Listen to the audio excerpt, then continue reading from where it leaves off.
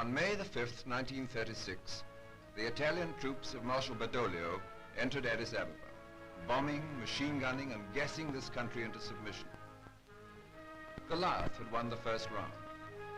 Over this countryside for 5 years, he sent out his punitive columns to keep his Philistinian peace. But the revolt went on, against the dizzy background of the Abyssinian mountains, where the people waited in extraordinary confidence for the day when their own monarchy should return and the tyrant's flag should be pulled down. 4 years later, an aircraft unknown to the Abyssinian came over the western horizon. It dropped no bombs. Sheaves of yellow paper fluttered through the upland sunlight down to the plateau. They were stamped with the seal of the Lion of Judah, Haile Selassie I. My beloved people, they read, I rejoice to announce to you that I am once again among you. I have come with the invincible might of Britain. This verse from the Psalms of David is the watchword of our revolt. Ethiopia raises her hands towards God. Drums beat out the signal. Ethiopia raises her hands from tableland to tableland. Messengers, servants of the great chiefs of Ethiopia, who in many provinces had not submitted to the Italians, spread the news also to the villages. And the Ethiopians pulled out the old rifles that had lain in the thatch of their houses when the Italian police passed through.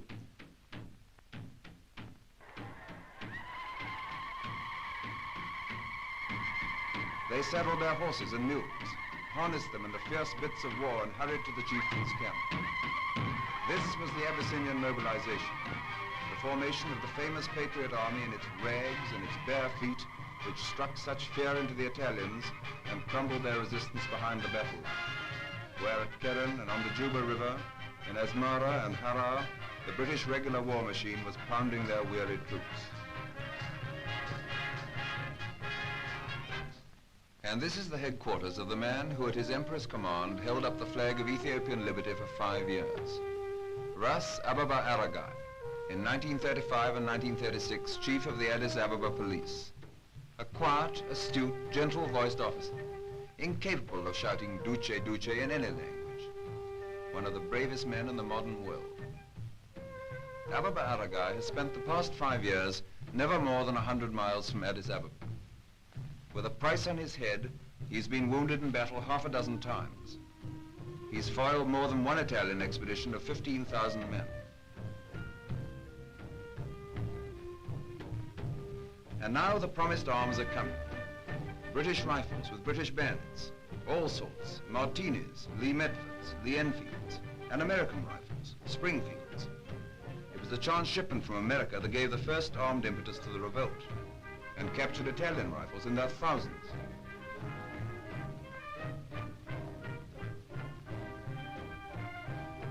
Few lost lessons in guerrilla warfare from the Ras Ababa Aragai. Don't be foolish, he says, as many of you were in 1935 and 1936. Don't go en masse in front of their machine guns. In 5 years, we've learned a lesson or two in mountain fighting. The night attack, the war of nerves, and of unnerving shrieks in the dark. The war of light hand grenades stolen from the Italians. The attack on the flank, the ambush from the stone sangre. That long hair on your heads is the badge of the Arbenya, the Ethiopian guerrilla fighter. It is the outward sign of your form as irregular soldiers. Now into the lorries, troops, rifles, bayonets, provisions and all. And we'll show the Italians what we mean by Ethiopian independence. The Patriot armies whip up their arms, food and drink. Beer made of Abyssinian barley, called tala, and mead made of Abyssinian honey, called tej. Meanwhile, the Ras gives orders to his staff. The women bring small sacks of millet to cook cakes, and the dried peas called shimbara that are Ethiopia's hardest rations. The women and the children are going to battle with the men. The little boy carries his father's rifle until the moment when father thinks that he can draw a bead on an eye-tie. If father dies, then the rifle belongs to the little boy. Mother and son will give father a good Christian burial on the battlefield. They're stoical, but they're optimistic also. Perhaps, they think, it'll be the Italian who will lie stiff under our independent African stars. And then we'll have another rifle in the family for little brother to carry. This is the Great Seal of the realm. Around in Amharic letters are the titles of imperial authority. Haile Selassie I, King of the kings of Ethiopia, elect of God, the Lion of Judah has conquered. It is the proof that the emperor, the seed of Solomon and of Sheba, has returned to take up his whole people in his hand. The Emperor Haile Selassie has crossed the great trench of the Blue Nile with 2 regular battalions of Sudanese and Ethiopians, with a cloud of patriots on either flank, with British officers whose daring ranks with that of Lawrence. Without one piece of artillery or one tank, he has defeated and demoralized the 30,000 Italian troops who held the western province of Gojam. He is 100 miles from Addis Ababa, into which the victorious army of General Cunningham has driven. The emperor has come to feature. He is near Debre Libanus, one of the holy places of central Ethiopia, where the Italians in 1937 machine-gunned to death 400 Ethiopian monks and chucked them into a common grave, where also his cousins, the sons of his principal Ras, Kassa, were executed by the Italians in the same year. His field commander is at his right hand, and on his left is the new British commander of his bodyguard.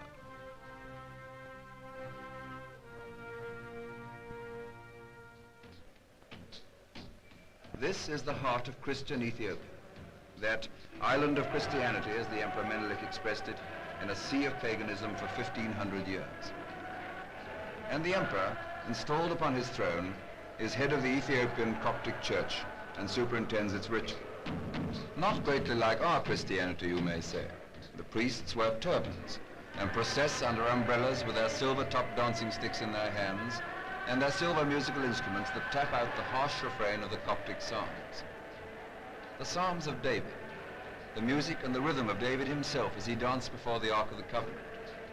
These are as much a part of the Ethiopian Church as is the New Testament. A touch of the modern world.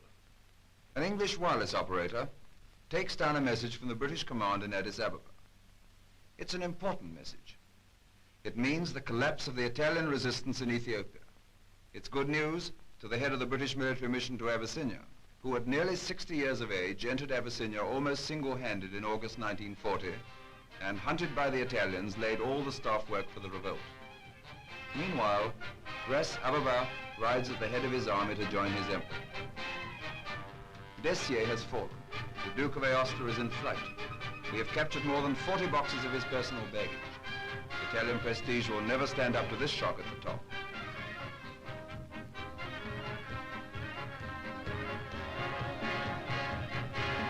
And so the road to Addis Ababa is open, except for a demoralized force of Italians in the valley ahead that the emperor and his commander in the field will have to bypass or drive through.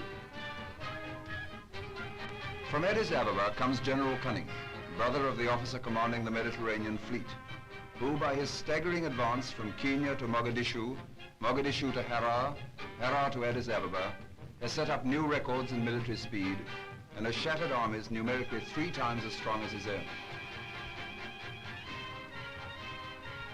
This is the first time that the emperor and the general have met, and it is the first junction of the forces from the Sudan and from Kenya.